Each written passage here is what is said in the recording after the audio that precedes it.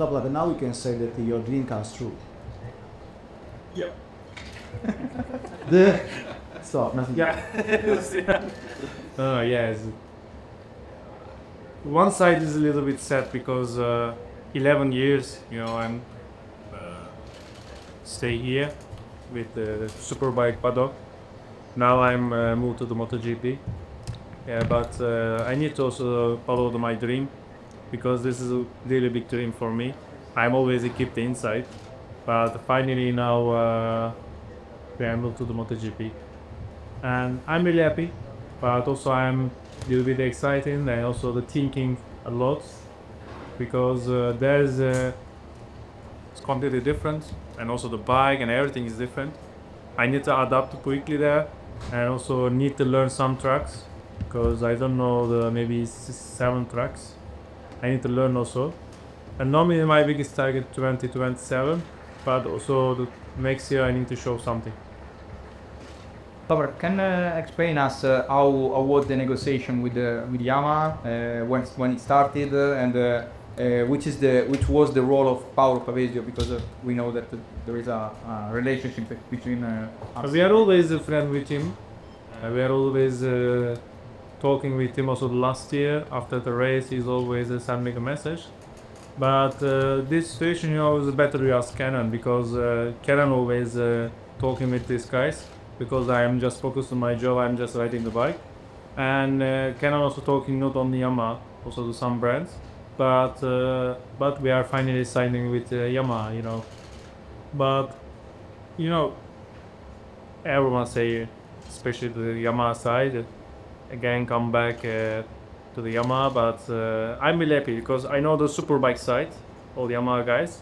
The MotoGP okay is different, but still I'm happy about this decision.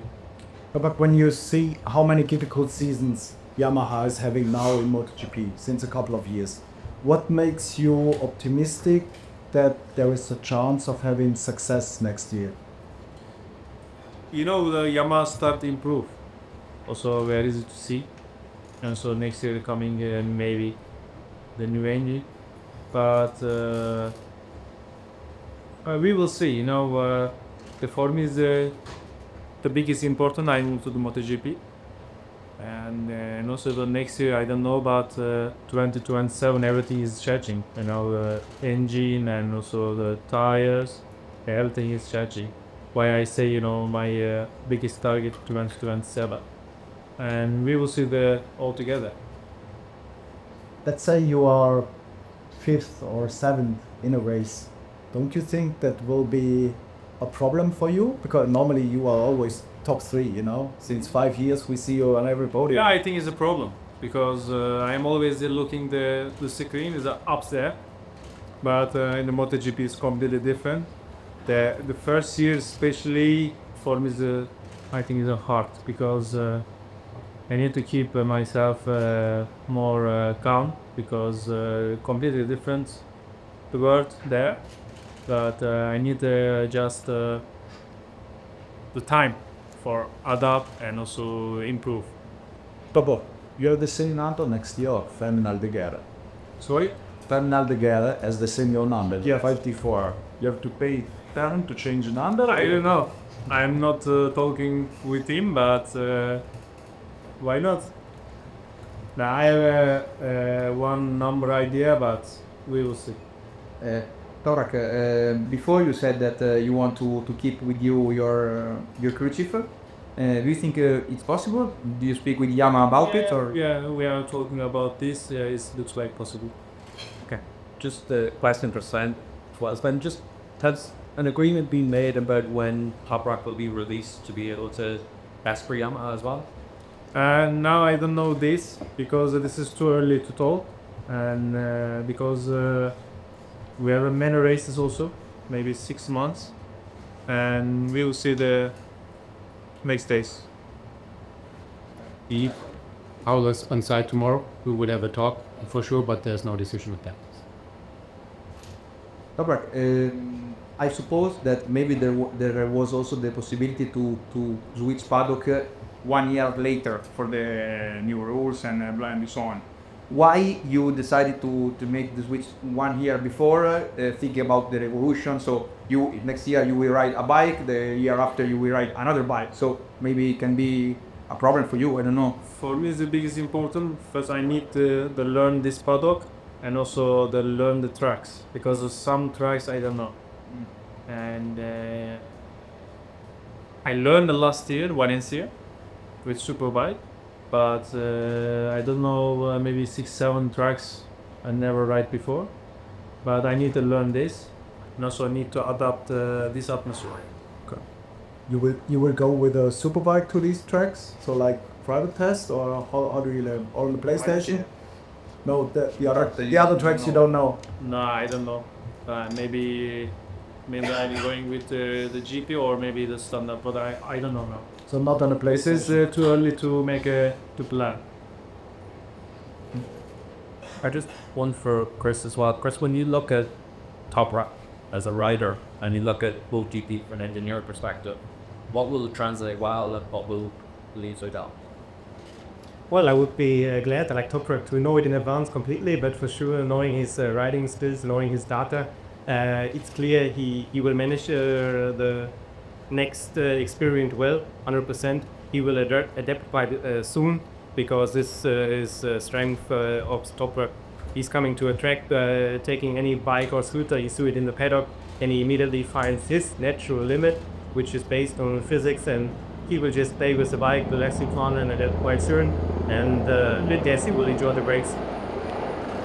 Can you describe the day when Fabrizio came in Turkey to sign the contract? I'm not possible to say. We will see. And Toprak, are you ready as well for the attention that MotoGP brings compared to here? Like you look at, for us, we are always the same journalists. MotoGP is obviously very adept, a lot more TV, a lot more time to be dealing with this. yeah, I'm not ready for this, but if I go there, we will see. Because normally I don't like a lot of talking, but there is completely different. But maybe you need to learn more. Toprak, apart from the tracks, at the moment, which is your biggest concern thinking about next year, about the bike? Which is your biggest concern? The braking, the power, or I don't know. Seat position. It's easy. Okay. I guess you talked to Yamaha about seat position. Yeah, middle of the sign I'm talking. Exactly. And they explained to you that normally we have 3, and then you said I cannot accept this, and then I say maybe more than 20 option this time. Right? Sven, can defend the speech. Yeah. So, what is the reaction for BMW about Disney? Because I think that there is no another rider like Toprak to replace in this paddock. Maybe, I don't know, maybe half Mark is the other party, but I don't think that Mark is interested kind of, yeah. For us, it's hard to lose him, for sure. But we all knew that he has his big dream going to GP, which we can't offer. From our side, we wish him all the best. For sure, we're losing an amazing rider, but even more, we are losing an amazing personality. I think everything grew to a family here together, so losing a family member is not easy. But it is like that, and we wish him all the best for next year. And I think even more, we have now the goal to win this championship again this year. And about the effort of BMW in this World Championship for next year? We are planning for next year, exactly, and it's too early to talk about riders and all that stuff, But imagine that you continue your effort into World Superbike next year. yes. I will say something about this. Because not the last one. Because yeah, because everyone has said, also me, but also everyone happy for me. So when I'm talking with the mechanics on so the Sven and Mikey, everyone really happy my decision, and also everyone sad because I moved to the other paddock. And thank you very much, because this one is not easy, because we are also fighting for the championship, and the riders moved to the other paddock, but still everyone is very happy, and I'm really happy for that because everyone really loving me. I understand this, and everyone say I'm really happy for you and your decision. Thank you very much again about this because for me it's very important, and okay, I'm still excited, but also feel really sad. After 11 years later, I moved to the other paddock, and also especially we did incredible full season, especially the 2024. We did the incredible season, and we did really teamwork, and especially not only in the paddock, also the BMW, the brand is a factory. Everyone working really hard for this project, and we did amazing season together. And everyone is a believe, and finally we get the title. Yeah, but we have many races this year, and it's possible to get another title before the move to MotoGP. This is my biggest target, and I hope we are fighting again like last year, and we get the title again. Sven, I guess there is a lot of interest in the contract for Mike is also running out, so in reality you have 2 places for next year. Is it fair to say that all the managers and all the top riders are knocking on the door from BMW and talking to you about next year? I think as reigning world champion, a lot of interest is definitely there for our seats, definitely. But it's too early to talk about it. We have to, Toprak is leaving now, so from that moment on, we will plan now for the future. Did you see it come that he will leave? I knew his screen, so it's always depending on which chances, which doors going up will be open for him at that point. And there was the door which I think allowed him to do it in the way he would like to do it. So for sure, we were always hoping to keep him. But if there was a chance opening for him like he has now, I think it was quite critical for us in that moment that we know it's hard to keep him. Ben, do you have already in your mind the prototype of the rider who you want in next year? Because I don't ask you the name of the tour, but the prototype, a younger rider, an expert rider. No, because we're not talking about riders in particular. We're happy with our setup we have now with Mikey and Toprak, and we will see how we will continue in the beach. But every day you are waiting, you have maybe less possibilities for next year. Because now here, now it's starting. It's starting, that's true. Yeah. The problem for BMW is that at the moment Toprak is the only rider that in the last 3 years he did the difference of this bike. And I think that's it's not easy to find a rider to replace. Consider, maybe by an economical point of view, I think that BMW has a stronger effort.